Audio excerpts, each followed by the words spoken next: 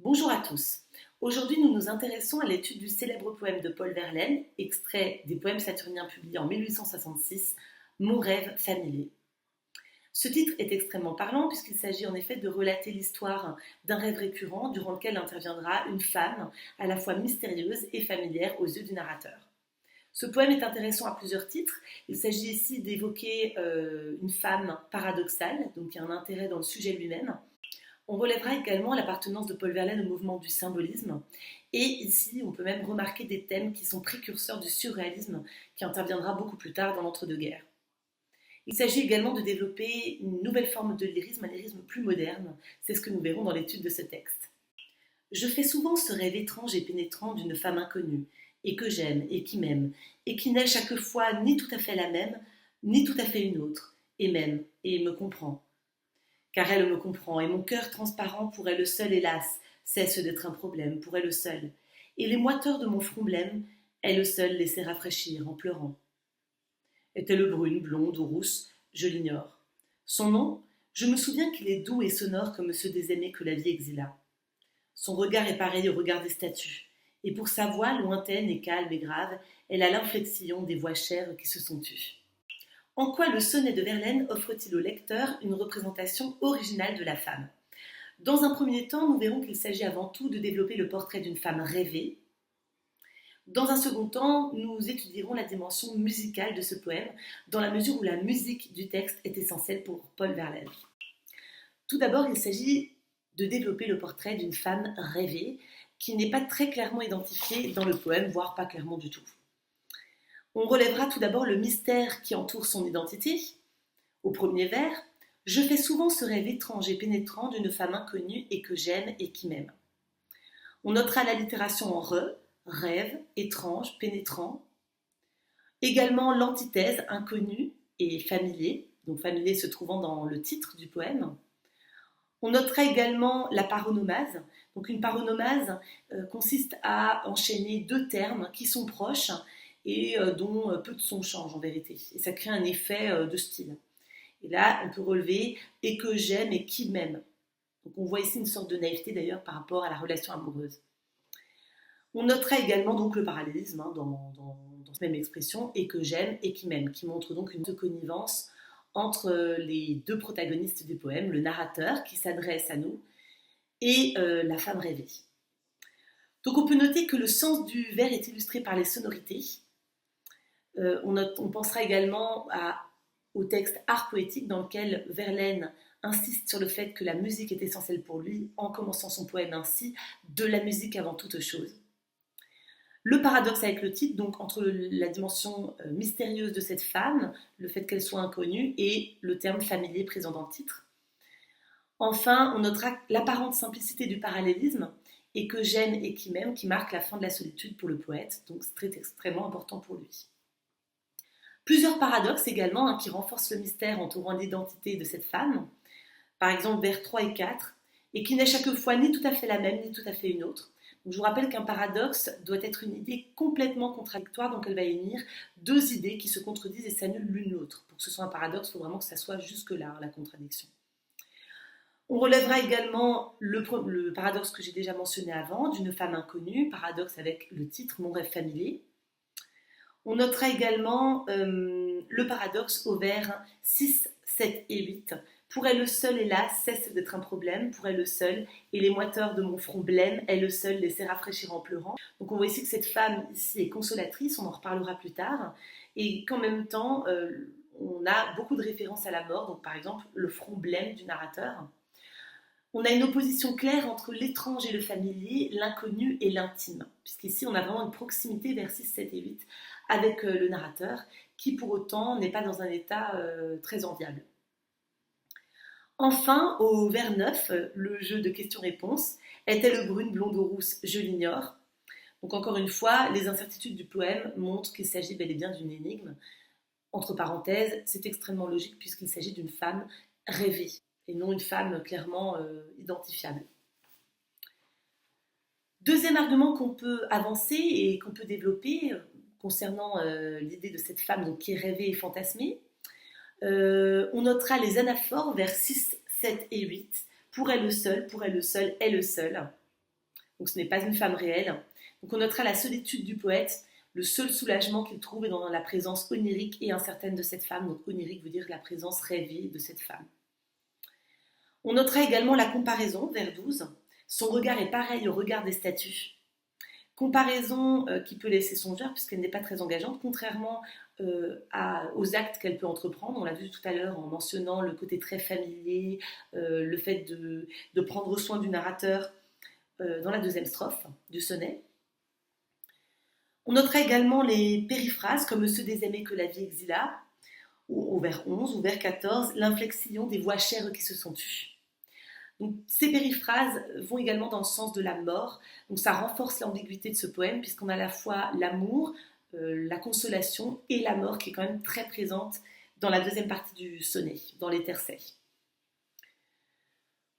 On notera aussi le champ lexical de la disparition vers 11, 13 et 14, exila vers 11, lointaine vers 13, ou encore qui se sont tus vers 14. Également donc un paradoxe, enfin pas un paradoxe mais une opposition entre la singularité et la pluralité qu'on note dans les mêmes citations que je viens de vous évoquer. Alors je reprécise son nom pour la singularité vers 10, ceux des aimés que la vie exila, donc association d'une voix à plusieurs, ce qui est assez particulier, ou encore les statues au vers 12, ou pour finir, sa voix et les voix chères qui se sont tues au vers 13 et 14. Donc il y a beaucoup de paradoxes ou au moins d'oppositions dans ce poème qui montrent que cette femme n'est pas réelle et que c'est un idéal qu'il ne pourra sans doute jamais atteindre. L'association de l'idéal et de la mort est intéressante ici. On pourra penser par exemple à Baudelaire qui développe également le spleen et l'idéal. Il ne s'agit pas vraiment d'un poème d'amour en réalité, mais plutôt d'un poème incantatoire. Donc une incantation, c'est une formule magique qui vise à produire un charme ou un sortilège. Donc ici, par exemple, les répétitions, la paronomase, il y a un certain rythme qui fait que finalement, on est dans un poème très suggestif et qui relève évidemment de la musique, comme Verlaine le voulait d'ailleurs. Donc il ne faut vraiment pas le prendre comme un poème d'amour. Étrangement, cette femme est aussi une figure maternelle pour le poète, ou pour le narrateur du moins. Donc on relève le thème de la compréhension, donc le champ lexical de la compréhension, tout simplement, et même elle me comprend car elle me comprend, vers 4 et 5, ou encore au vers 6. Pour elle, le seul, hélas, cesse d'être un problème, donc il évoque là son cœur qui est transparent pour elle, ce qui est caractéristique aussi d'une mère qui connaît très bien son enfant. Ou encore au vers 8, encore une fois, elle le seul laissait rafraîchir en pleurant. Donc on voit ici vraiment la figure d'une mère attentionnée, une mère qui apaise les souffrances de son enfant finalement, hein, à l'inverse de ce qui est évoqué au vers 2, d'une femme inconnue. Donc on voit qu'il ne faut pas chercher une forme de cohérence sémantique. On notera encore une fois des allitérations beaucoup plus douces que celles que nous avons relevées au début du commentaire, donc une allitération en me, en le ou en che. Donc je vous lis immédiatement les vers concernés, donc vers 5 et 6, car elle me comprend et mon cœur transparent pour elle, le seul hélas cesse d'être un problème. Vous avez aussi les vers 7 et 8.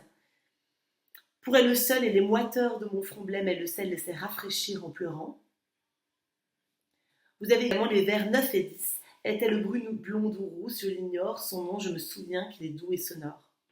Donc il y a des allitérations d'ailleurs que je n'ai même pas relevées, par exemple celle en se, qui est aussi assez douce ici. Hein.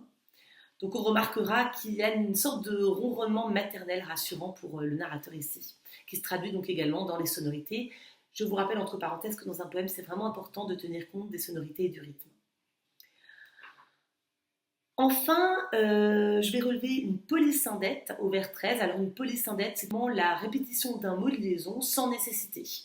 Donc polysynthète, répétition d'un mot de liaison sans que ce soit nécessaire, donc c'est uniquement pour le style. Ça va être souvent en réalité la répétition de la conjonction et, tout simplement. Donc au vers 13, et pour sa voix lointaine et calme et grave. Donc ça rajoute au rythme calme du poème et à la poésie justement de ce texte. On notera également le rythme ternaire dans la même citation, lointaine et calme et grave. Donc il ne s'agit plus de la figure de la lente, mais de celle de la mer. Donc on relèvera encore une fois un paradoxe, Il s'agit à la fois d'un être mystérieux et proche du narrateur. Très important pour l'analyse de ce poème adopte un langage musical, il a une musique particulière, ce qui est très important pour Verlaine. Donc je vous rappelle la citation d'Art poétique de la musique avant toute chose. Tout d'abord, on peut remarquer, donc je reviens à la dimension incantatoire du poème dont j'ai parlé, donc c'est-à-dire qu'il fonctionne un peu comme une formule magique, comme si on appelait le rêve à venir à la réalité peut-être. En tout cas, on a une forme d'envoûtement par la répétition, très important et très simple et très visible dans ce poème. Donc tout d'abord, la répétition est évoquée par des adverbes dans le premier quatrain, par exemple souvent ou chaque fois, le thème de la répétition est présent. Donc le rêve est familier par sa fréquence. On peut dire que le rêve est itératif, ça veut dire qu'il revient, qu'il est récurrent, qu'il revient souvent, si vous cherchez un synonyme itératif. De nombreuses répétitions, donc par exemple vers 2 à vers 4, le « et » ou le verbe « aimer », vers 5, 9 et 13, « elle », du vers 6 au vers 8, « elle seule », vers 3 et 4, « ni tout à fait », vers 4 et 5, « comprend », ou vers 12, « regard ». Donc la répétition ici marque la récurrence du rêve, qui est évidemment imitée par la reprise des mêmes mots dans le texte. Donc le thème de la répétition apparaît au niveau du sens, mais aussi au niveau de la forme. Donc au niveau du fond, c'est ce qui est raconté par le poème, et au niveau de la forme, c'est ce qui se traduit par des répétitions de mots. Pour terminer, une dernière répétition vers 3 et 4, et qui n'est chaque fois ni tout à fait la même, ni tout à fait une autre, et même et me comprend.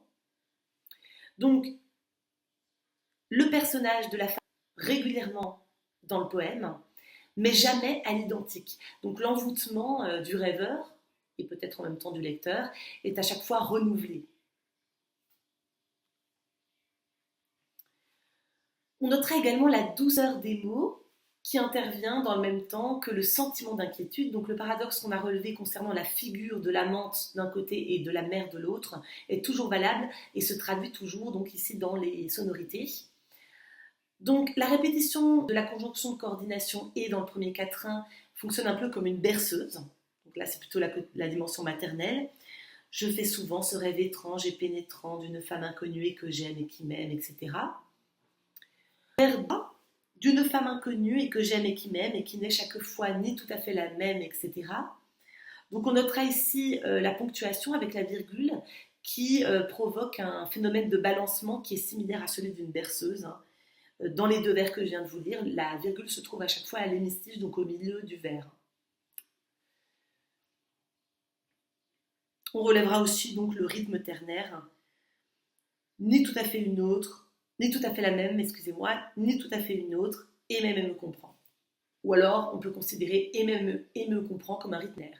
En tout cas, il y a vraiment une forme d'équilibre et de lenteur qui vont dans le sens donc, de la berceuse, du côté apaisant du poème.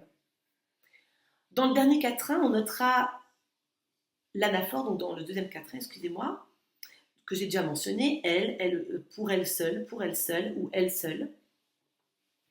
L'anaphore provoque ici un effet d'écho, donc à nouveau assez apaisant, doux, simple, tranquille, des sons qui n'ont pas de dimension agressive, vous voyez, comme un re, un te, un que.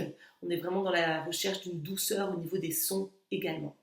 Entre parenthèses, dans un poème également, très important de commenter donc les sonorités, le rythme, comme je l'ai fait avec les virgules, et les sonorités, comme je l'ai proposé avec les allitérations et les assonances. On terminera ce commentaire avec la volonté de fixer le rêve, donc on sait que c'est extrêmement difficile. Donc on peut considérer que ce poème comme, en tout cas c'est l'illusion, l'impression qu'on essaie de nous donner, comme une prise de notes au réveil pour fixer le rêve définitivement. On voit bien les difficultés auxquelles l'écrivain est confronté. Donc au vers 10, je me souviens. Donc champ lexical du souvenir et de l'oubli que je vais renforcer. Le vers 9, je l'ignore. Donc là c'est le champ lexical de l'oubli. Champ lexical de l'oubli aussi dans les deux derniers vers. Les voix chères qui se sont tues, lointaines, on va plutôt dans le sens de l'oubli, et on a l'impression, vous savez, du rêve qui s'éloigne, lointaine, du rêveur petit à petit, une fois qu'il retrouve ses esprits au réveil, justement. Donc, le narrateur a peur d'oublier ce rêve, et il persiste par le biais du poème, même si on voit les difficultés auxquelles il est confronté. On note également le champ lexical du son et de la musique, qui vont évidemment dans le sens de l'amour de Verlaine pour la musique, dans ses poèmes. Donc vers 10, son nom, je me souviens qu'il est doux et sonore, entre parenthèses, la dimension incantatoire et magique, le fait d'évoquer le nom de la femme, qui n'est d'ailleurs jamais évoqué, pourrait peut-être la faire revivre dans l'esprit du narrateur. On note également au vers 13 sa voix, donc la mention de la voix qui est grave, etc., calme, donc à nouveau une sensibilité à la musique de la voix de cette femme imaginaire et imaginée dans ses rêves. Pour terminer, on remarque que ce souvenir éteint revit grâce au présent dans le poème. Donc par exemple, le présent d'énonciation, donc c'est-à-dire de l'ici et maintenant, vers 9 et 10, est-elle brune, blonde ou rousse? Je me souviens qu'il est doux et sonore, donc on est vraiment dans donc présent d'énonciation, je l'ignore, je me souviens, donc dans l'instantanéité, c'est ce que le poète est en train de vivre au moment où il écrit, c'est l'impression qu'on veut nous donner du moins. On a aussi un présent de narration vers 12 et 13. Son regard est pareil au regard des statues. Et pour sa voix, etc., elle a l'inflexion des voix chères qui se sont tues. C'est un présent de narration puisqu'il ne s'agit pas de raconter des événements en cours de déroulement, mais donc des impressions qu'il a eues au moment de rêver. Donc il s'agit bien du passé, mais on utilise le présent pour donner vie à la voix de cette femme et justement faire revivre le rêve du poète ou du narrateur. En conclusion, Verlaine offre au lecteur une représentation originale de la femme dans ce sonnet. Tout d'abord, cette femme intervient dans ses rêves. Le mystère concernant son identité demeure tout au long du texte. Il s'agit en vérité d'une femme universelle, d'une figure universelle de la femme ici. En outre, en dépit de l'idéalisation dont elle fait l'objet, la mort est présente, elle peut être inquiétante, cette figure de la femme, premier paradoxe. Enfin, c'est à la fois une amante et une mère, ce qui montre encore une fois la dimension fantasmatique de cette femme. En outre, le poème propose une musique particulière à l'image de ce portrait, justement. On note l'envoûtement par la répétition, qui rejoint le titre, Mon rêve familier, qui sous-entend une forme de répétition. Également la douceur des mots, qui vient contrecarrer le sentiment d'inquiétude de plus en plus présent à la fin du poème. Et enfin, une volonté de fixer le rêve par le biais du poème. En ouverture, on peut engager une réflexion sur le célèbre poème de Paul Verlaine, publié dans son recueil Jadis et naguère, Art poétique. Dans l'art poétique, Verlaine développe sa conception de la poésie en insistant notamment sur la dimension musicale de ses poèmes. Petit rappel de cours, un art poétique est un texte dans lequel on va développer une conception de la littérature. Donc Paul Verlaine ici développe sa conception de la poésie. Pour lui, la poésie ne doit pas réellement avoir de but, elle ne doit ni être engagée, ni trop lyrique, ni trop versée dans la rhétorique, par exemple. Elle doit avant tout être musicale et proposer un texte qui fasse chanter les mots, que ce soit par le rythme ou par les sonorités. Je vous rajoute un dernier rappel de cours. Donc, qu'est-ce qu'un sonnet? Un sonnet est une forme fixe qui obéit à des règles bien précises. Donc, une organisation en 2-4-1, 2 strophes de 4 vers et 2 tercets, 2 strophes de 3 vers. À savoir qu'à l'origine, c'était 2-4-1 et 1-6-1. Donc, souvent, les 2 tercets sont très liés au niveau du sens et parfois au niveau de la forme également. Le poème doit être rédigé en alexandrin, avec pour les 2 premiers quatrains des rimes embrassées, ABBA, ABBA, puis des rimes croisées et suivies pour les 2 tercets. Ainsi, il est très intéressant de noter la facture classique du poème et le sujet tout de même assez original, où on sent les prémices du surréalisme.